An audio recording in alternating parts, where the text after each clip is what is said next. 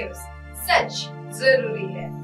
पहिल्या प्रथम मी या समितीला सगळेच माझे शिवसैनिक पण आहेत, सगळे शिवभक्त, त्यांना मनापासून धन्यवाद देतो की आपल्या दैवताच्या पुतळ्याचं अनावरण करायला तुम्ही मला योग्य मानलं, माझ्या हस्ते अनावरण केलं आणि त्याच्यासाठी मला बोलवलं। याबद्दल मी आपला ऋणी आहे, तुम्हाला सगळ्यांना धन्यवाद देतो। अजूनही तसं म्हटलं तर निवडणुकीचं वातावरण काही तापलेलं नाहीये।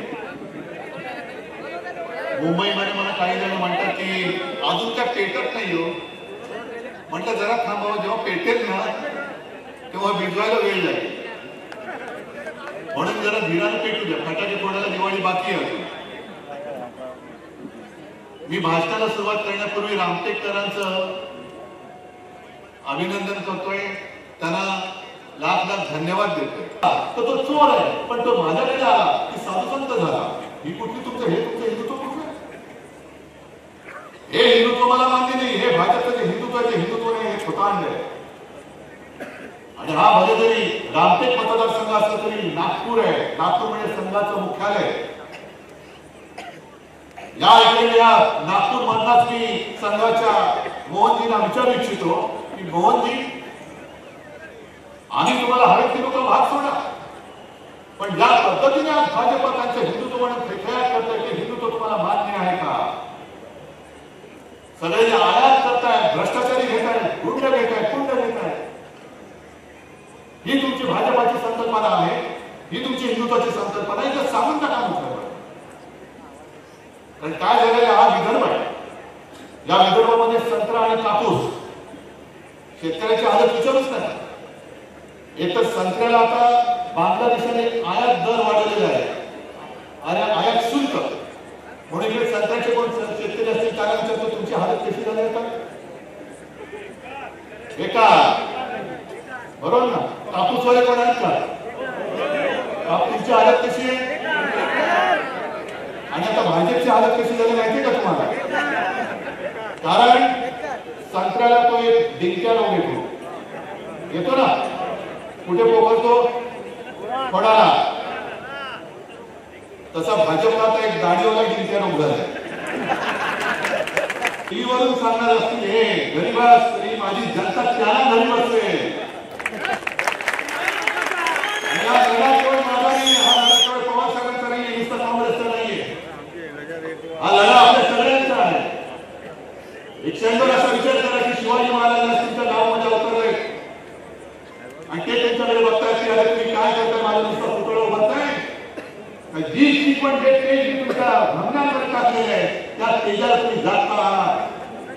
महाराष्ट्रावरती तेव्हा जे संकट आलं होतं, संपूर्ण देशावरती संकट आलं होतं, तेव्हा हे तेज जर जन्माला आलं नसतं तर मोदी आणि शाह जन्माला आले असते की नाही मला माहिती नाही।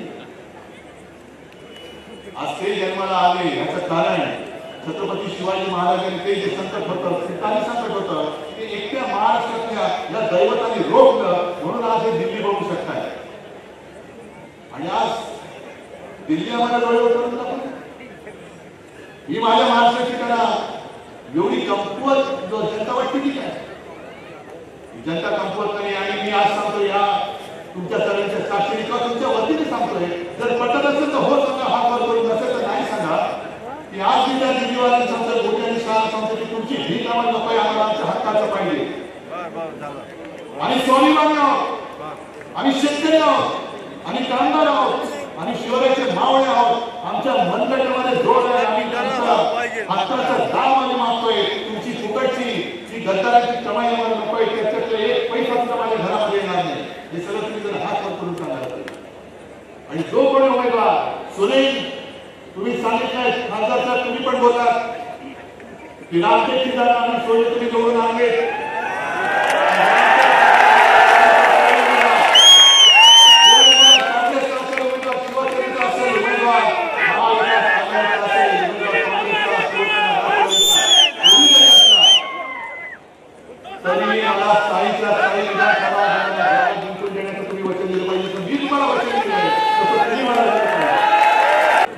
आचार्य राजे श्री छत्रपती शिवाजी महाराज यांच्या या अश्वरोहण पुतळ्याच्या उद्घाटनाच्या कार्यक्रमाला उपस्थित आदरणीय उद्धवजी ठाकरे साहेब, माननीय खासदार माननीय संजयजी राऊत, आमचे सहकारी माननीय भास्कररावजी जाधव, माननीय खासदार शांतकुमारजी बर्वे, आमचे दुसरे सहकारी या भागाचे लोकप्रिय आमदार माननीय सुनीलजी केदार, रमेशजी बन, मिलिंदजी नार्वेकर, मुक्ताताई कोकटे, प्रकाशजी जाधव, कुंदाताई राऊत, उत्तमजी कापसे, घनश्यामजी मक्कासुरे, हर्षदजी काकडे, रश्मीताई बर्वे, सुरेशजी भोयर, चंद्रपालजी चौकशे, विजयजी गोरमाडे, प्रमोदजी मानमुळे, बाकी उपस्थित सर्व मोठ्या संख्येने असलेले सर्व शिवसैनिक, शिवसेना, काँग्रेस आणि राष्ट्रवादी काँग्रेसचे आणि मित्र पक्षाचे सर्व सहकारी आणि उपस्थित सर्व बंधू आणि भगिनी, आज अतिशय आनंदाची गोष्ट आहे की 12-13 वर्षानंतर या आपल्या कळमेश्वर गावामध्ये आपल्या सर्वांची प्रतीक्षा होती की राजे छत्रपती शिवाजी महाराजांचा पुतळा या ठिकाणी झाला पाहिजे आणि आज अतिशय आनंदाचे दिवस आहे। याचं उद्घाटन आज माननीय उद्धवजी ठाकरे यांच्या हस्ते इथे होत आहे, ही आपल्यासाठी अतिशय आनंदाची गोष्ट आहे। काय दोष होता संजय राऊत साहेबांचा? फक्त संजय राऊत आमच्यावर भारतीय जनता पार्टीवर टीका करतात का? लावा त्यांच्या मागे ईडीसी त्यांना आपण टाकतो। देवेंद्र फडणवीस, मैं बताना चाहता हूं कि मैं 14 महीने में आर्थर रोड जेल में था। 14 महीने में आर्थर रोड जेल में था। 14 महीने में आर्थर रोड जेल का भत्ता खा के आया हूं। भत्ता समझते ना? अनिल देशमुख 14 महीने आर्थर रोड का भत्ता खा के आया। कोई मैकेलाल नहीं भारतीय जनता पार्टी में जो हमें यहां महाराष्ट्र में फिर से आने से रोक सकता है। आपल्याला या गोष्टी मग लक्षात ठेवायला पाहिजे। मग बंधू आणि भगिनींना जास्त वेळ घेणार नाही।